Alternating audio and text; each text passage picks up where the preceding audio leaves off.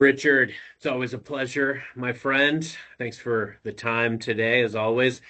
Today, we're going to talk about your one word for Yeah. this year. It's a big word, it's a special word, and it's kind of your North Star for the year. We're going to talk a little bit about what it's all about, how we can live it, how we can define it. But let me hand it to you. What's your word for the year, and how are you thinking about it? Well, it's funny, Carson, and my friend Mark Eggerdine and I had this conversation not too long ago, actually.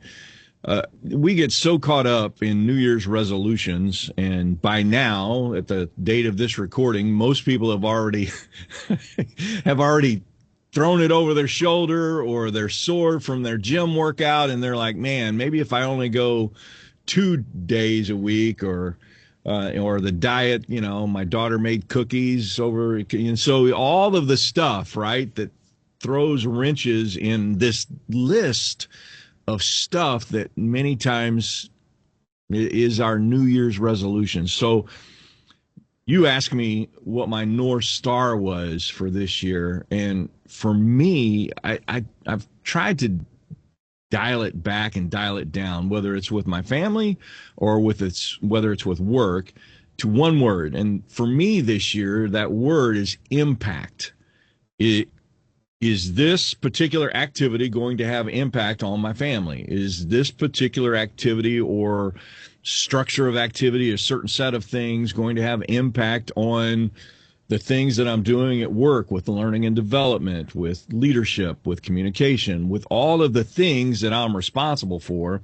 How am I going to be able to have the best and greatest impact? And sometimes it's about me stepping back out of the quote limelight and giving assignments and jobs and things to others to let them shine and get credit and glory and advancement.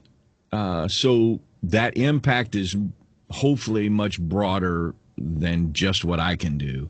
Man, I hope that in some way makes broad sense. Of course. No, it's a great word choice, and I would say, in leadership in my company, as we work with our teams and we coach and we do appraisals, often the conversation centers on impact and outcomes. And so when you think about impact, there's really four pillars that I always try to kind of frame up when it comes to impact, because impact is defined by Merriam-Webster as the measurable difference that your presence makes when you're no longer in the room. Oh So my kind God. of what's your leave behind? How did you bring something tangible, that outcome? How did you bring something tangible to a situation? And I would say too, like I'm kind of going through a lot of trying anyway, growth and learning and Sure. continued upward trajectory in my life. And as I do that, you think about legacy. You think about what have you created? Have you put more into the earth than you've taken from it in a lifetime? I'm blessed with beautiful family and have a career to be proud of. I've got some great friends, yourself included. But it isn't about the activity that you do. It's not about all the inputs per se. It's really about the difference that you make. And I think about like, hey, yes, we're entering a new year. Um, I always do the George Bailey test. Every Christmas Eve we watch "It's a Wonderful Life," and you think about, okay, if I wasn't in this equation, how would these other lives be different? And it's never too late to change. It's never too late to impact a situation or a person in a better way. But those four ways that I try to frame it up is, the human lift. So did somebody leave a situation stronger or better because of you? The trajectory shift, which is, did you alter someone's direction, not just their Yeah. output? So actually, helping them steer, as a manager, not coming in and telling somebody how to do something, but just helping them keep a steady hand on the wheel. Third, system creation. Did you leave something behind that runs without you?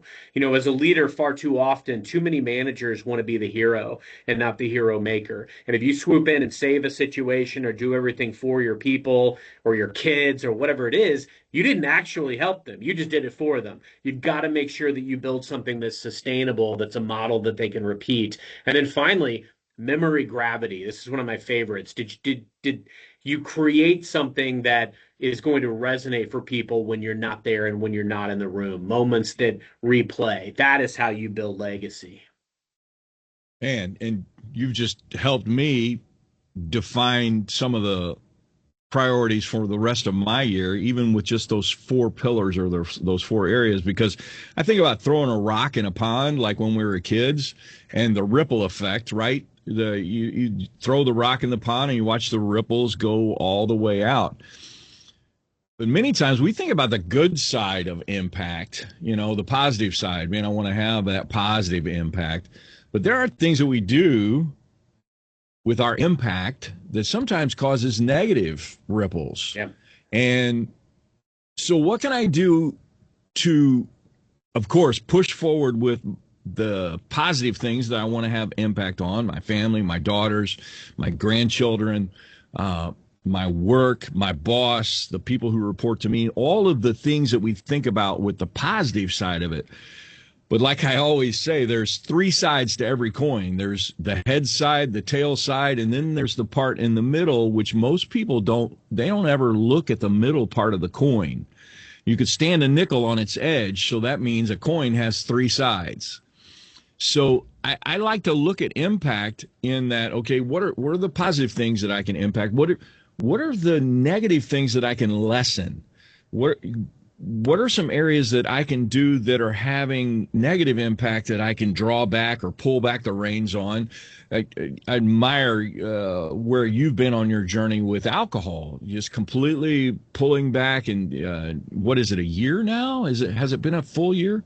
490 days. Oh, well over a year. My gosh. Okay. And you're just tracking along. And I know that's not an easy journey, but I appreciated your openness with it. And so those are maybe some negative impacts that you're trying to pull back on Yeah. and you're trying to get rid of. But then I like to take it one step deeper, Carson, in that third side of the coin, which is so weird to think about, three sides to a coin, that thin slice, which is the reality. Okay, so I've got my positive impacts and I've got my negative things that I'm trying to. So what are the things that I don't see? What are the areas that I can maybe move into or ask others to help me in? Yesterday, I got some great feedback from my boss that I'm sure she didn't think that it was any big thing, but she just shared something. Hey, you might want to think about this a little different. I thought, oh my gosh, that was so good. And to her, she was just throwing something out there. But to me, that's that thin slice of the coin that we never flip the coin on its edge to see that side, to get that input that has impact. It'll have impact on me. And now when I do this particular section, I think it'll have impact on others simply because of a little word or a little bit of piece of feedback. It's huge. That's powerful. What I'm hearing from you, Richard, is intentionality and also always being on a quest to understand what are my blind spots? Yeah. Because there has to be openness to looking at it from that vantage point. I mean, even just receiving the feedback that you did the way you did. You didn't get defensive. You didn't take offense. You thought about it in a different way. And we have to be open to that. And fortunately, sometimes with age, hopefully comes wisdom and experience, and we, can handle things differently than we might have done 20 years ago when we were an upstart and selfish sales manager. But now being able to look at things differently and realize when it comes to impact, you have a choice in every situation. You can choose to do something that is helpful, makes people feel good or seen or safe, or you can do something that is from a place of hurt or pain or defensiveness and you can lash out. And I think that, when you think about impact, there's not only the short-term moments, but there's also the long game. You think about the impact of, somebody like Michael Jordan had on the sport of basketball. It's reverberated for decades, because he was the face, he was the brand, he was, inspired all these kids to grow up and become amazing basketball players. And, when you think about your life and the legacy that you want to have, whether it's for your kids or for those that you're coaching or that you're friends with, always be intentional about the choices, the deposits that you're making into who you're interacting with, whose cup you're filling. Yeah, and it's so good. And I would encourage anybody who has a chance to listen or watch this broadcast. I would say, what's your word? What's the word that you're trying to sharpen into, and then flip that coin on both sides, and then put it on its edge. Who are some people that can speak into my life? Great word, blind spots, and help me with those blind spots to have more impact. What are some things that I can retract on, pull back on, or fix, or move towards, that I can have more impact on? And of course, obviously, you want to have the positive impact. So all of the things you want to move towards that are having those positive impact. And man, here's the bold part of it.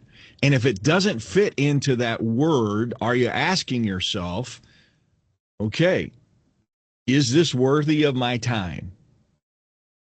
Is this worth me investing a whole evening in with this particular group of friends? We were talking about friends earlier and how our friend group has shrunk over the years. Matter of fact, sometimes I wonder if I have any friends because You can always like, count on me. I appreciate that, Carson.